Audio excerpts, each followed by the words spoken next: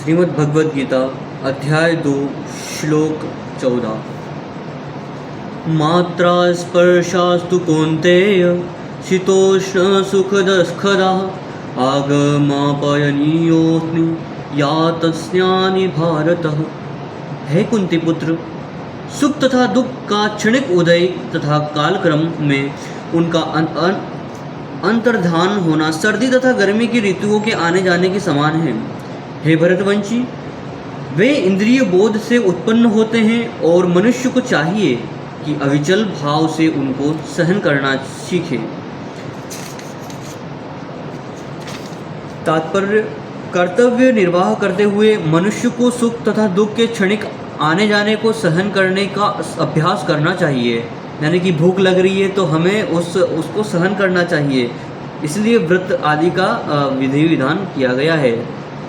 वैदिक आदेशानुसार मनुष्य को माह जनवरी से फरवरी के मास में भी प्रातः स्नान करना चाहिए, यानी कि ठंड की ऋतुओं में भी स्नान करना चाहिए, यानी कि उस नियम पद्धति में चलना चाहिए। उस समय अत्यधिक ठंड पड़ती है, किंतु जो धार्मिक नियमों का पालन करने वाला है वह स्नान करने में तनिक भी झिझकता नहीं। इसलिए इसी प्रकार एक गृहिणी भीषण से भीषण गर्मी की ऋतु में मई जून के महीनों में भी भोजन पकाने में हिचकती नहीं, जहाँ कूलर वगैरह नहीं होते हैं किचन में। जलवायु संबंधी असुविधा होते हुए भी मनुष्य अपना कर्तव्य निभाना होता है। इसी प्रकार युद्ध करना क्षत्रिय का धर्म है, अतः उसे अपने किसी मित्र या परिजन से भी युद्ध करना पड़े तो उसे अपने धर्म से विचलित नहीं होना चाहिए। मनुष्य को ज्ञान प्राप्त करने के लिए धर्म के विधि विधान पालन करने होते हैं, क्योंकि ज्ञान तथा भक्ति से ही मनुष्य अपने आप को माया के बंधन से छुड़ा सकता है। अर्जुन को जिन दो नामों से संबोधित किया गया है वे भी महत्वपूर्ण है। कौन्तेय कहकर संबोधित करने से यह प्रकट होता है कि वह अपनी माता की ओर मातृकुल से संबंधित है, और भारत कहने से उसके पिता की ओर पितृकुल से संबंधित प्रकट होता है। दोनों ओर से उसको महान विरासत प्राप्त है। महान विरासत प्राप्त होने के फलस्वरूप कर्तव्य निर्वाह का उत्तरदायित्व आ पड़ता है, अतः अर्जुन युद्ध से विमुख नहीं हो सकता है। अर्थात इस श्लोक में बताया गया है कि कितने ही अनुकूलित या विपरीत परिस्थितियाँ आ जाए उसका सामना हमें करना चाहिए, वहाँ पे हमें हार नहीं मानना चाहिए, मन को दृढ़ बनाए रखना चाहिए।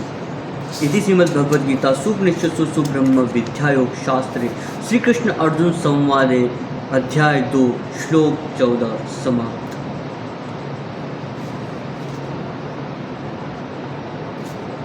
आध्यात्मिक आकाश की तेजोमय किरणों में असंख्य लोग तैर रहे हैं।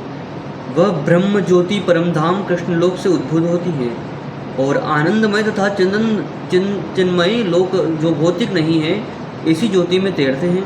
भगवान कहते हैं, न तद्दो भासते सूर्यो न शशांको न पावक तद्गत्वाम न निर्वन्ते तद्धामम परमम मम। जो इस आध्यात्मिक आकाश तक पहुँच जाता है उसे इस भौतिक आकाश में लौटने की आवश्यकता नहीं रह जाती, यानी कि मुक्ति हो जाती है। मुक्ति हो जाने के बाद में इस सांसारिक भौतिक संसार में सुख तथा दुख जो काल रूपी ये अपना भौतिक संसार है उसमें वापस लौट के आना नहीं पड़ता है, और आनंद की अनुभूति हम वहाँ पे करते हैं। भौतिक आकाश में यदि हम सर्वोच्च लोक ब्रह्मलोक को भी प्राप्त कर ले, चंद्रलोक तथा तो कहना ही क्या, तो वहाँ भी वही जीवन की परिस्थितियाँ जन्म मृत्यु व्याधि तथा जरा होंगी। भौतिक ब्रह्मांड का कोई भी लोक संसार के इन 4 नियमों से मुक्त नहीं है।